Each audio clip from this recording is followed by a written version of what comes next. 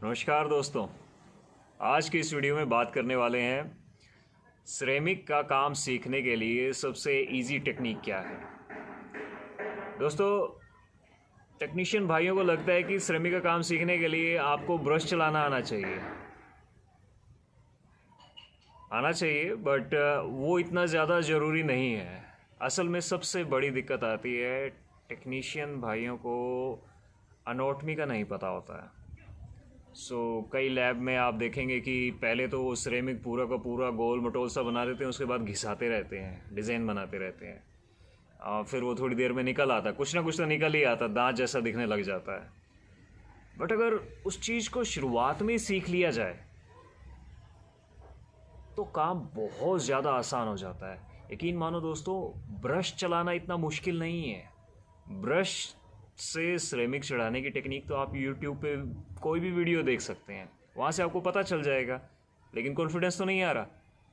इंसान को पता होना चाहिए कि उसको जाना कहाँ है, क्या करना है। अगर उसको पता ही नहीं है कि टारगेट ये है, बस घिसाते घिसाते उसको वो पहुँचना है, दांत बनाना है, ये नहीं पता दांत कैसा बन रहा है, तो ये बहुत ही ज़रूरी बात है जो मैं आपके साथ डिस्कस करने वाला हूँ। देखिए, डेंटल कॉलेजेस में जो डेंटल स्टूडेंट होते हैं, बीडीएस या डेंटल मैकेनिक, उनको जब भी प्रैक्टिकल काम सिखाया जाता है ना, तो एक चीज़ का यूज़ किया जाता है जिसे वैक्स ब्लॉक कहते हैं। जो वाइट कलर के वैक्स ब्लॉक होते हैं, उनका यूज़ करके वो उस एनाटॉमी को, शेप को, स्ट्रक्चर को अपने दिमाग में स्टोर कर लेते हैं। उस चीज़ को याद करने के बाद वो हाथ से कार्बर के यूज़ से वैक्स पर, पैटर्न पर या एक्रेलिक पर वो चीज़ ड्रा कर देते हैं, जिससे वो दांत का स्ट्रक्चर बन जाता है, वो एनाटॉमी बन जाती है। मज़े की बात पता क्या है, इसको सीखने में ज़्यादा टाइम भी नहीं लगता। लेकिन इससे भी पहले एक और बड़ी समस्या आती है जिसको समझना बहुत ज़रूरी है। बिकॉज स्टूडेंट्स को भी ऐसे लगता है कई बार कि सिर्फ हमें ड्राई तो करना है वैक्स के ऊपर और वो हमें याद हो जाएगा। नहीं, असल में दिक्कत यहाँ आती है कि वो जो मेमोरी है वो आप स्टोर कर रहे हैं कार्बर से वैक्स के ऊपर। लेकिन उससे भी पहले की जो टेक्निक होती है वो ये होती है कि आपको किसी भी तरीके से वो डाटा अपने माइंड में स्टोर करना है। वो कैसे? जब आप कोई दांत की फ़ोटो देखते हैं, कोई स्ट्रक्चर देखते हैं, तो उसको आपको सबसे पहले कॉपी में बनाना पड़ेगा। किसी भी कॉपी में आप ये चीज़ ड्रा करें और उसका जो शेप स्ट्रक्चर है वो बार बार बनाकर याद करने की कोशिश करें।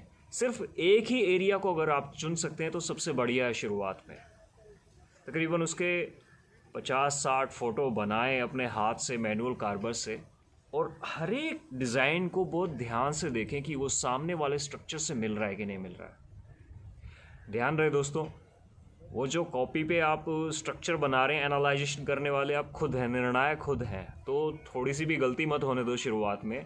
ध्यान से देखो, ध्यान से बनाओ कॉपी पे, और फिर जब वो याद हो जाए देन आप कार्बर से वाइट कलर की जो ब्लॉक वैक्स होती है उसके आप ऊपर डिज़ाइन बनाने की कोशिश करें।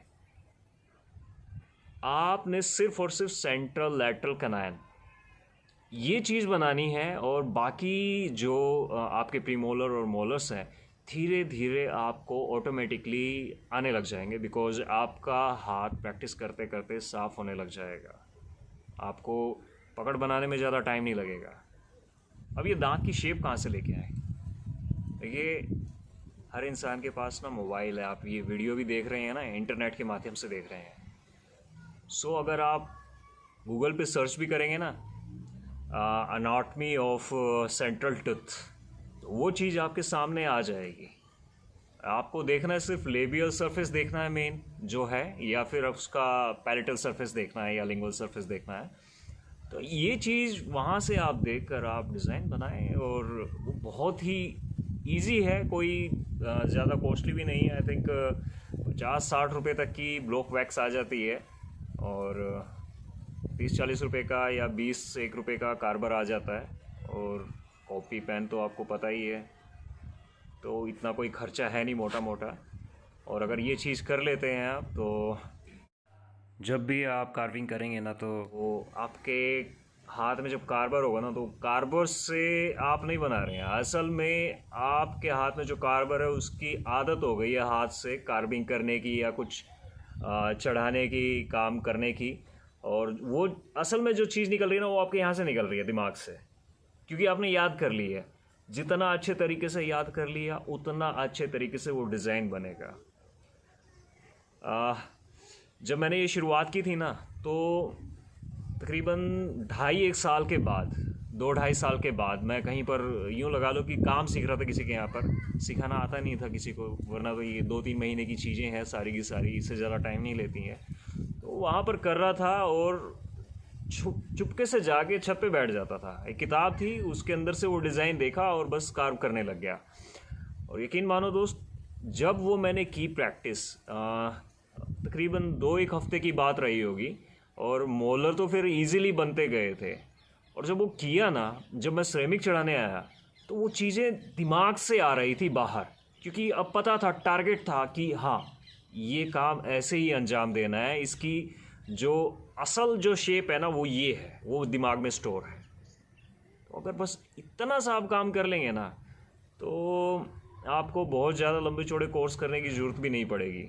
याद रखना दोस्तों, जो चित्रकार होता है ना, उसके पास 2 ही ऑप्शन होती हैं किसी पेंटिंग को बनाने के लिए।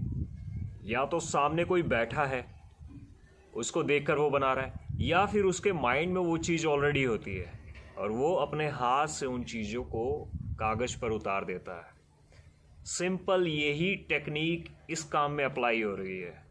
अगर सिरेमिक का काम बहुत अच्छे लेवल पे करना है ना, आपकी एजुकेशन है नहीं है इस बात से अभी कोई फ़र्क नहीं पड़ता है। अगर आप सीखना चाहते हैं, बस ये सोच के आप उस चीज़ को लर्न करने की कोशिश करो, और डेफिनेटली कर सकते हैं आप। आपको कोई मोटिवेट करने वाला नहीं होगा, मैं जानता हूँ, लेकिन अगर आपको लग रहा है कि मैं थोड़ा सा भी मोटिवेट कर रहा हूँ ना आपको, तो प्लीज़ आप लोग इस चीज़ को शुरू करें। तो दोस्तों, ये वीडियो आपको कैसा लगा प्लीज़ शेयर करिएगा, सब्सक्राइब करिएगा, लाइक करिएगा और कमेंट करके अपना प्यार ज़रूर बताइएगा। Thank you.